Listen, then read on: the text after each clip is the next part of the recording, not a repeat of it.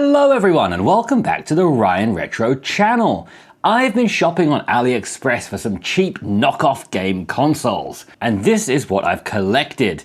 We have knockoff Nintendo consoles, knockoff Sony consoles, and a console I've never even seen before. So let's jump right into it, starting off with the Game Box. You can see right away they've taken inspiration from a Game Boy, but this is not just the regular Game Box, this is the Game Box Plus, which supports external gamepad double against, whatever that means. But I did see in the listing, it seems like it actually comes with a secondary controller. So I'm looking around the box to see what's included, and I hope that we are actually going to get a second controller to control our Game Boy with. And it also claims to have both 400 built-in games and 500 built-in games. Well, I guess you do need 400 to have 500, so let's just see how many we actually have and what quality these games are. So let's open it up and take it out of the box. Straight away we have an old composite cable. We'll try that out too. And if I remember correctly, I think I got the yellow version. Yes, it actually looks quite nice. We have the yellow version, very interesting texture here. It really looks like the skin of an orange. It has that bumpy kind of fruit skin texture.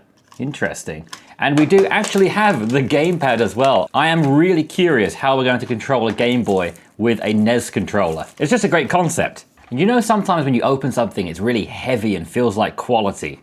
This is the exact opposite of that. It's so light, it weighs nothing at all. There are also some bubbles up in the screen here, but I can't really find a screen protector. Okay, first things first, let's get the back cover off. And oh, we do actually have an included battery, which kind of looks like one of those old phone batteries or a camera battery. Well, let's see if it comes with any charge. Let's try and turn this on. Oh, it does have some power. There is a foggy, misty kind of effect over the screen. I think we really do need to get this screen protector off, but I just really can't find a way of doing so it's going to have to stay for now. So far, we just have a plain white screen. Oh, and pressing the reset button does bring up a game interface. Hello. We have the choice of Chinese and English and a background that looks a bit like Mario. Let's choose English. And here are our 501 games. Let's try Angry Bird. Let's see if it is the familiar Angry Birds that we all know and love. Let's see if we can get some volume coming through. I do see what looks like a big speaker under the grill here. We have a nice little volume wheel here, so let's turn that up. Oh, there we go. Let's launch our birdie. The frame rate is not great, but it's also not the worst I've seen. Oh, strike! Beautiful. Well, this is not the best game, but it is a working game. Let's see if we can get another game running. And I think to get back into the game list, we're probably going to have to restart the system. Thankfully, it is actually very snappy. I featured on my channel before this cute little guy. It has a very similar interface as you can see, but this is a little bit more laggy. This is much more responsive. It's actually very quick, and it's actually even cheaper than this one. This was around maybe $12. I think this came in around $7 or $8, including the controller, and we do apparently have a way to hook it up to a monitor as well. So let's start testing those things out too. Let's jump into one of our favorite Super Mario games, such as Super Mario 16 from 1996. They really got through the Mario games back then. What is this? Do you guys remember that Mario game when he's running around with dinosaurs and monsters disguised as bushes? So let's see if we can actually connect this gamepad and use this to control it. I guess this would be for when you have it in TV mode. So let's connect this to that USB port at the top. And oh, it doesn't want to go in. That is a tight fit. Let's put that there and see if we can control this. Okay, it doesn't seem to be doing anything. Let me see if that cable connection is in there properly, because it doesn't feel very good. No, we still don't have any controller support. Let me check out the manual. Retro FC PlayVision portable product designed for many hours of playing fun. This product is small and portable, so you can take it anywhere. We do have a nice little troubleshooting table here, but it doesn't mention the gamepad at all. I think it's time to break into this and see what's inside. Ah, so there is actually no place for a battery here. We just have the buttons themselves, a little circuit board, and some wires. So I guess that it is powered by the device itself. A fresh new problem we have is that the power cable for this is only this long. So I'm going to have to plug this in just off camera, and then I'll show you when it's set up. Okay, I've got everything connected just off screen over there. It's a bit of a mess, but let's see if we can now connect this console up to this monitor. I'm not really expecting much, but let's see how it goes. Oh, it works. Oh, the quality is horrible, but it works. And it's still very responsive. It's also very, very loud. I'm also able to change this to 1080p. Can it run 1080p? Let's try. Oh, it can, but that does not look like 1080p. If the colors look really washed out on this monitor, that's actually a problem I'm having with the monitor itself. It's not a representation of any of the consoles you see today. So let's now see if we can connect that gamepad. I'm not really expecting it to magically work now, but it might. I'm going to push it in really aggressively. Ugh. Unfortunately, the gamepad just doesn't do anything. That is a real shame, because it would be quite cool to turn the Game Boy into a NES. And looking on the labeling here, it just says that that USB port is for DC 5 volts. It doesn't really mention anything about this gamepad. So it seems we're going to have to kiss the gamepad dream goodbye for now, but we do have other devices coming up that will use a very similar one. Let's just jump into another game, because I'm actually quite impressed with how snappy this device is. And I'm curious what we've got in here. How about Street Fighter 20? Oh, it's Target versus Kevin. Is this Street Fighter?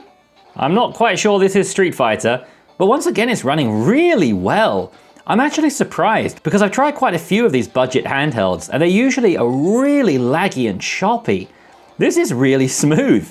Let's try another game. Even restarting the console and jumping into a new game is so quick. I'm not sure if I'm getting ahead of myself, but I think this might be the best console we see today. Let's jump into one more game before we move on to the next console. How about 1942? Again, it's running very, very smoothly. And let's see if we can use this like a Nintendo Switch. If at any time we can just disconnect and carry on playing on the go. And we absolutely can. Oh, what an experience. Who needs a Nintendo Switch when you've got this? So right away, I'm giving this a solid 9 out of 10. For the $7 or $8 that this cost, for how snappy it is and easy to jump into 500 games, this is very solid for $7. The only downside was we weren't able to connect this NES controller, but that's okay because I actually have a NES. Yes, NES up. That doesn't really work, does it? It's not the Nintendo Entertainment System, but it's the Minigame Anniversary Edition Entertainment System, and we're up to 620 classic games now. Here we have 2 NES-style controllers, the beautiful NES-style console itself, and it all comes in this very small little box. So let's get this open and see what we're working with here. Here we have the 2 NES controllers. Right away, it has a little bit more weight to it than the previous one. So we have 2 of these for some 2-player action. We have a plug which can be used in Europe or Asia. We have another composite cable to add to our collection, but this time we actually have the 3 cables, which means we have stereo audio this time instead of just mono audio. And here we have the little console itself. It weighs nothing. I'm going to have to open this up and see what's inside because it feels like it's just a plastic shell. We have the Entertainment System logo, a power and reset button. The power one can be depressed and maintains its position. The reset button is a toggle switch. DC in for power and AV out to connect it to a TV. And we have these really funky controller ports, which if anybody in the comments owned an original NES, is this the same connector it used? The NES was kind of a little bit before my time, so I never had one, which makes me really curious if they tried to model and redesign the original, or if this is just a cheap functional design. But it feels like they've probably recreated quite faithfully the original. So let's pop that in, which feels like it's going to break all the pins by doing so. And let's get this connected now up to our monitor again. This nest of wires is making my OCD go crazy, but let's now connect the video cable and see what happens. Let's turn it on. Oh, straight away we get audio. Oh, it looks very familiar. Thankfully the controller is working this time or we would be quite screwed. We have a lot of Contra games. And right away, this is more laggy than the previous one. When I flip between pages or items, there's a very obvious delay here between pushing the button and it actually moving. That's why I'm so impressed with this one, because jumping through the menus is extremely responsive. You could even hold your finger down on the button and it just flips through all the pages with no issues whatsoever, which is quite uncommon for a device that's only $7. But then again, it might actually shock you to find out that this Entertainment System console, which comes with 2 controllers for playing with your friends or family on the TV, is actually even cheaper, coming in around $6. So let's not judge it too harshly and let's jump into a game. There are an incredible amount of Hot Blood games which I've never heard of before. Hot Blood Wrestle, Hot Blood Soccer, Hot Blood New Rec, another Hot Blood Soccer. Let's try that one. We might have a bit of an issue here with reading, and we are up against Korea, which is where I currently live.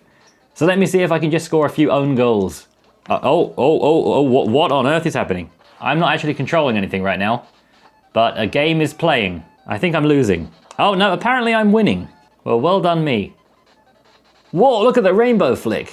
This game is mad, but I am not controlling it. So let's jump into a different game and see if I can actually be in control. It seems there's no real way of quitting out of the game once you're in it, so we're going to just hit that reset button here and get back into our game launcher. Let's try Super Mario. Oh, this actually does look like a real Super Mario game.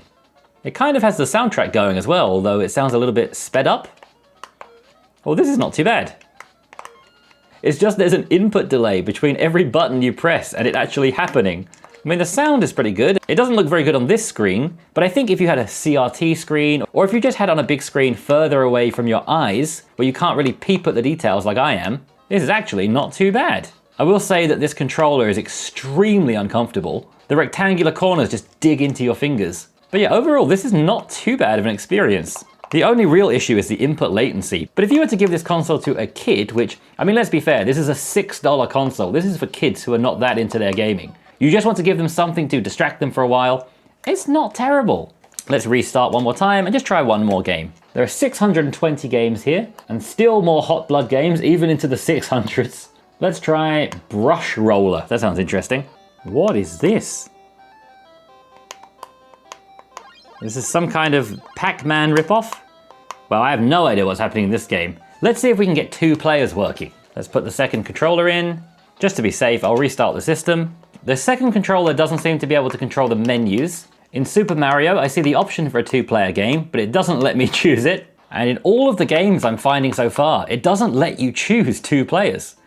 There's a menu, but it won't let you go down and choose 2 players. I think we are going to be stuck with 1 player in pretty much every game here. There is an instruction manual again, so let's see if it has any tips about using 2 players. There are A and B buttons on the machine, which do not support running kick. So it has a higher requirement on APM and operation, and the playability is also higher. Never allow children play it alone, for it comes to the power using. I've got to be honest, if you're not letting kids play this by themselves, I don't think there's a market for this. I think the only market for this is for children to play it. And in my testing, I can't even play it with a second controller. So it's alone or nothing. Never disassemble or repair the machine by yourself. Never put the machine stay at some places extremely cold and hot. So there's no information about 2-player gaming. Let's just try one more game. Pick a number between 1 and 620, any number. I will pick 531. No, sorry, I've just found a game called Wampum, and that sounds very fun. Let's go Wampum. The input latency is a little bit of an issue, but it runs really well. The games they've chosen, obviously they're very old, very simplistic games, but they do run well, considering it is a fun little game console for $6, which includes international shipping. That is not bad. I mean, the dinner I ordered for myself today was $14 and I didn't even like it, so I could have bought 2 of these. It sucks that the second controller isn't working. Just before we move on to the next console today, I want to get this opened up and see what's inside it because it weighs nothing. The screws are actually so far down into the bottom of the device like this. My screwdriver doesn't actually fit all the way in.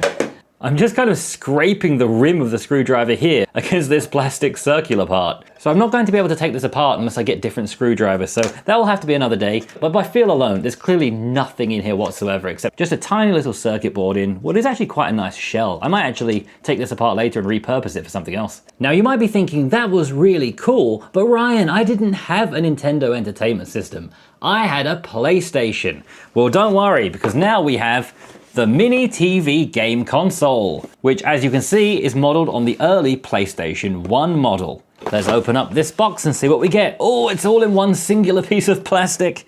That's how you know something is high quality.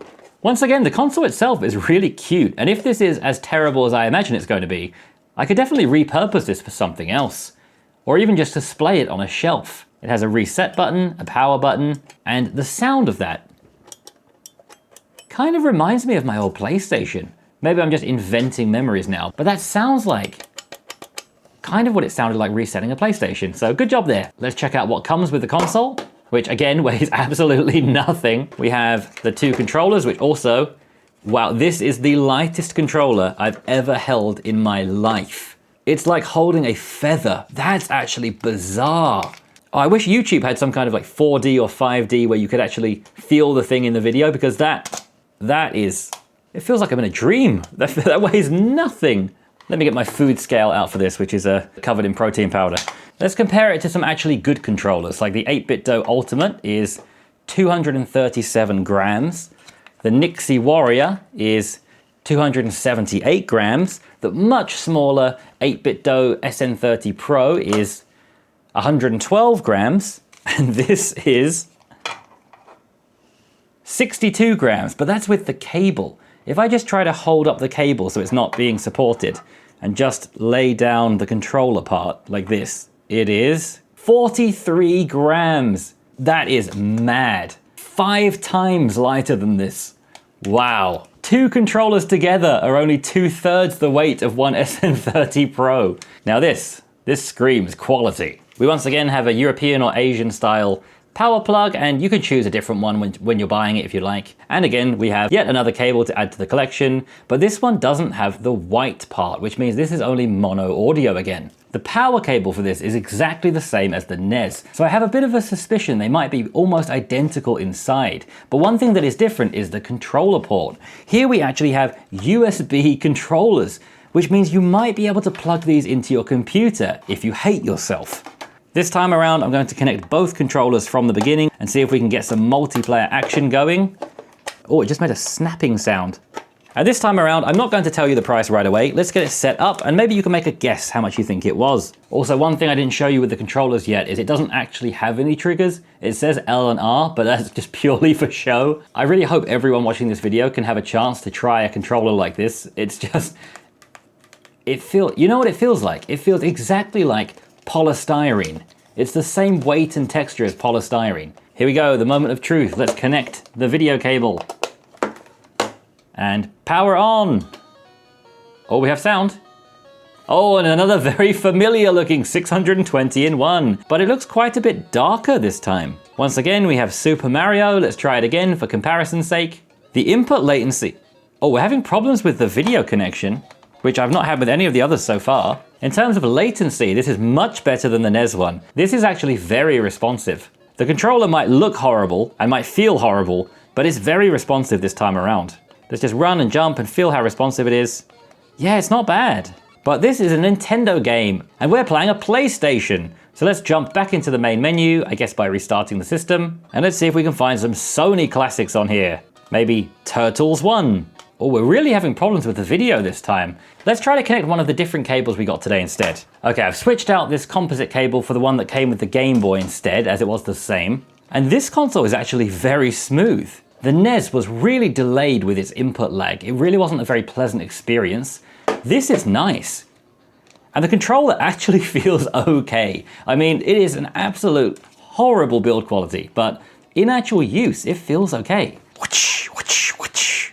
Welcome to my dungeon. Again, flicking through the pages is pretty smooth, responsive, similar to the Game Boy. It's only really this one that's been laggy so far. The other two have been pretty great. Let's try Paperboy. I liked that game as a kid. I still cannot figure out how to get 2 players working in any game. I'm wondering if it's just for show. This is pretty much how I remember Paperboy being back in the day. And once again, it seems to be running pretty smooth. So now, watching this everyone, here's a quiz for you. How much do you think this cost? Bearing in mind this Game Boy was $7, this entertainment system, which is pretty rubbish, was $6, how much do you think the PlayStation is? It is essentially this in a console format. It comes with 2 controllers, although I'm not sure how to use more than one. This one is actually $4. It's less than $5, including international shipping, which I think that's just amazing. I think it's actually a pretty nice pickup, considering I couldn't even buy a coffee in Starbucks for this. I mean, this isn't going to replace any of my main consoles anytime soon, but you know, if this is just a gift you're going to give to a kid to waste some time, and you definitely don't want them to be able to get onto the internet or do anything they're not supposed to, then this is pretty cool. Especially if you want them to get into more retro gaming, or even just like a kind of stocking stuffer for Christmas for someone who had and loved a PlayStation. It's almost just like a fun little conversation starter for only $4. I think this is pretty good. Let's just jump into one more game before we move on to the next system. Wisdom Boy. What is that character? Is this Wisdom Boy? Is it Tetris? What is this game? Oh, I've gone off the screen. Oh, is this like a pointer finger? Am I grabbing? Wait a minute. Do I have to pick the... Oh, wait a minute. I can't interact with anything. I don't have enough wisdom. Anyone watching this knows what I'm meant to be doing. Please enlighten me, because this is just Because what is this game? I also keep trying to press the triggers, forgetting that there aren't any. Oh, hello. Ah, okay. Well, it seems that it does actually work. So if you like to play Wisdom Boy, this might be the console for you. Now you might be thinking, Ryan, I love playing the PlayStation. I love playing the NES. I love playing the Game Boy, but sometimes I'm just so hot when I play. I'm getting so into this bootleg rip-off combination of Toy Story, Bomberman and Pac-Man. I wish I could use a fan while I play, but it's really difficult to hold a fan in one hand and play with the other hand. I wish somebody would just combine the two into one system. Well, you're in luck. Introducing the Game Fan. Is it a fan? Is it a game console? It's both. And you won't believe this, but it has 500 built-in games. So let's open this up. Once again, I went for a nice yellow, kind of Pikachu looking edition. This time around, we have only the Game Fan and a charging cable. There's no way to connect this up to a TV. So let's see if it boots up. And it seems like it has no battery. So bear with me for a minute while I plug it in with the world's shortest charging cable. Okay, it's been charging for about 5 minutes. Let's see if it now turns on. Oh, nice Bomberman background. It's a pretty cool music too. English, 501, and we do actually have a slightly different theme this time. We have a single button for volume, which just changes between a few different volume levels and then turns the volume off. The first game is Chinese Kung Fu. Let's try that. Okay, this might be the worst game I've played in a while. And also these controls are horrible. They feel so bad. They feel like one of those really old, really cheap membrane keyboards you'd pick up from a supermarket really cheap about 20 years ago. It has that really soft, spongy feel. It's quite horrible. But let's jump into another game.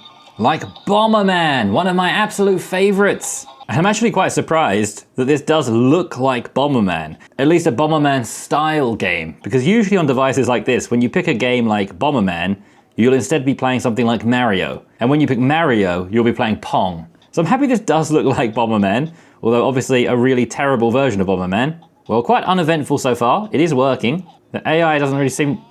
I was about to say the AI doesn't really seem to move except up and down, and then it just absolutely wrecked me. I would say this takes the award for the least fun Bomberman game I've ever played, but it is actually functional. But is the fan functional? That's what we really need to know. So on the side of the device, this side, we have a little fan button, which can control how much fan power you get. So let's try it now. 3, 2, 1. It works! It worked for about 1 second. I think it might be low on battery still. I'm going to charge this up for 5 minutes again, and then see if the fan function works. Bear with me. It's been charging for about another 5 minutes again, and let's see if the fan's working now. Oh, it is indeed. It is quite powerful. Just as a quick example, here's a small piece of the vitamin candy packet I was just eating. And as you can see, if I let go of this, 3, 2, 1, it's out of there. This is actually really powerful. If I bring it closer to the microphone, you're gonna hear it's actually really loud. I mean, this product is obviously a gimmick, but it actually works. Once you get that blowing towards your face and you're playing games while being cooled down, this is actually genius. And I'm actually really disappointed this wasn't in the Nintendo Switch 2 announcement. So how much was the Game Fan? Well, this is actually the most expensive item in today's video. It's around $8, which considering it incorporates a fan, and this fan alone was more than $8 anyway, I think it's once again not really that bad of a price. The gameplay is really smooth, and I would actually recommend people picking this up just for the novelty gimmick factor, because it really offers something that nothing else does. So looking back on all the items in today's video, the entertainment system is the one that I think is the worst, because the input lag was horrible, and even just flicking through the menus was laggy. The PlayStation was much better than the NES, and it's also the cheapest item in today's video at only $4. So if you are looking for something under $5 to connect up to the TV and play some little bootleg retro games, it gets the job done. It's not that bad at all. So this one comes a lot more highly recommended than the NES. The Game Boy, which seems to have just run out of battery literally 1 minute ago, is also much better than I expected. And for like $7, I actually like this thing. And I'm going to be hanging on to this one, because it's actually nice and comfortable to hold. The buttons are not good, but they're better than this. And overall, it's just quite a nice looking little handheld that feels nice in the hands, has a nice loud speaker, and while it only plays these atrocious rip-off games, it plays them pretty well. So this one, not too bad at all. And then the Game Fan. This one is definitely the conversation starter of all of them. It also seems to have a different game library to the others. These are all basically the same games, but this one seems to have different games like Minions. I mean, look at that happy little guy. And not only can you be playing, running around as the dancing little funky minion, you can be cooling yourself down while you do it. I came into the video thinking this was going to be absolutely atrocious, and I've come out of the video thinking everyone should have one of these. And again, all of these products are less than $10. So if you do like the look of any of them, they could be worth picking up just to display on the shelf, or to repurpose, such as putting a Raspberry Pi inside, for example. But if you do have a slightly bigger budget of around $50 to $100, I would recommend getting the Trim UI brick. This thing is incredible, and it's completely different to any of these devices. These are obviously cheap, very plasticky devices. This one has a really nice build quality with metal on the back. You know, it's able to play N64 games, it's even able to play up to some PSP games. I do have a dedicated video on this, so check that out if you're interested, but this is actually a serious game console. This will play basically anything from your childhood and play it really nicely. And then if you have a slightly larger budget, again of around $200, of course I'd recommend the channel favorite, the Retroid Pocket 5. And this will take you into a whole new territory of gaming performance. This will play almost anything you could possibly want to play. And if you are interested in this, of course check out the rest of my channel, because I have been referred to as the RP5 King. So I hope this video was helpful. I hope you got some enjoyment out of these fun AliExpress products. What do you think? Are they scams? Personally, for the very low price of them, I think they're actually okay. If I paid $50 for one of these, maybe even $30 or even $20, I would feel quite ripped off. But for these crazy low prices, I think they're actually not that bad. I mean, when you consider that they're $4 or $5, some places would charge you more than that just in postage to the same country. But you can get some of these delivered internationally for under $5, which I just think is mad. So personally, I'm going to be putting these two away in the cabinet. I'll be hanging on to these two for a while and playing them a little bit more. You might think they're kind of pointless when I have the brick, and that is true, but they're just so lightweight and there's something novelty and gimmicky about them that makes them feel fun. This one's really comfortable. This one's got a fan in it, need I say more? So I'll probably be hanging on to them for a while and just handing them out to friends and family to have some fun with now and again. So I hope this video was interesting. If it was, please give me a like and subscribe if you didn't already, and I'll see you again on Monday for another retro handheld gaming video. Thank you once again for watching. Bye.